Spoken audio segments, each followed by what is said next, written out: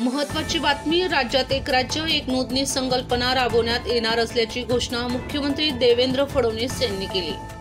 या संकल्पनेमुळे घरबसल्या नागरिकांना दस्त नोंदणी करता येणार आहे। तसेच राज्यातील कोणत्याही भागातील नागरिकांना कोणत्याही दुय्यम निबंधक कार्यालयातून दस्त नोंदणी करता येणार आहे। नागरिकांचा वेळ वाचणार आहे। याशिवाय इथली कार्यपद्धती सुद्धा पारदर्शक व्हायला मदत होणार आहे।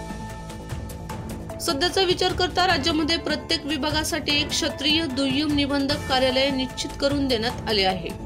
काय आहे एक राज्य एक नोंदणी संकल्पना? तर कोणत्याही नागरिकांना कुठलीही दस्त नोंदणी करण्याची मुभा मिळणार आहे।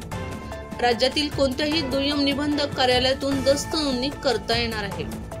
दस्तऐवज नोंदणीसाठी फेसलेस प्रणाली राबवणार। घरबसल्या काही महसूल विभागाच्या नोंदणी सुद्धा करता येणार आहे। जमीन मोजणीसाठी GIS ई मोजणी राज्यात राबवली जाणार। भूमी अभिलेख कार्यालयात भूप्रमाण केंद्र सुरू होणार।